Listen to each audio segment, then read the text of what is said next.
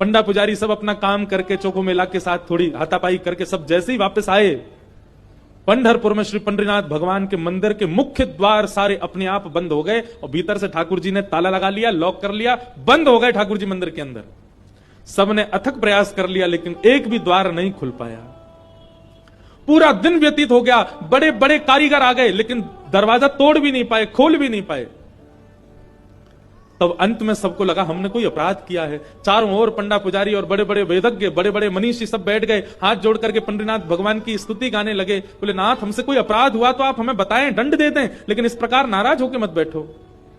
तभी मंदिर के भीतर से भगवान ने रुग्ण स्वर में, रोते हुए स्वर में भगवान की आवाज आई। बोले अरे तुम बनते हो बहुत बड़े विद्वान, बहुत बड़े मनीषी, बहुत बड़े ज्ञानी, बहुत बड़े जात पात के नियोजन करता,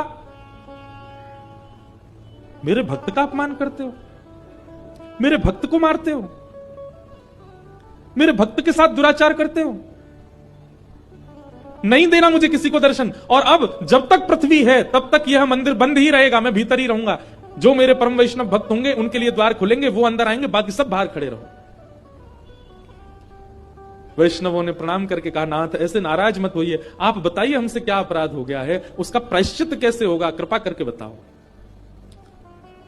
भगवान बोले मेरे चोखो मेला को जिस प्रकार तुम लोगों ने सबने जुट बना करके जाकर के उसको मारा है, अब तुम सभी वेदज्ञ, तुम सभी ब्राह्मण, तुम सभी श्रेष्ठ जन पालकी सजा के लेके जाओ और चोखो मेला को बिठा करके नाचते गाते उत्सव जैसे एक मेरी पालकी सवारी निकालते हो, ऐसे चोखो मेला की सवारी पूरे नगर में घुमाते हुए मेरे सामने लेकर के आओ, तब मेरे द्वार खुलेंगे, तब मैं तुमको क्षमा करूंगा, नहीं तो नहीं करूंगा।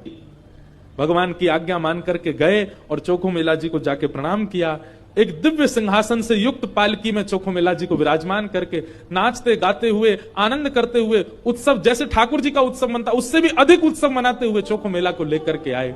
और जैसे ही पंडरीनाथ भगवान के सामने पालकी पहुंची, अपने आप मंदिर के सारे द्वार खुल गए और मानो आज लग रहा था कि भक्त भगवान का नहीं, भगवान भक्त का दर्शन कर रहे हैं, भगवान चोखो मेला का दर्शन कर रहे हैं।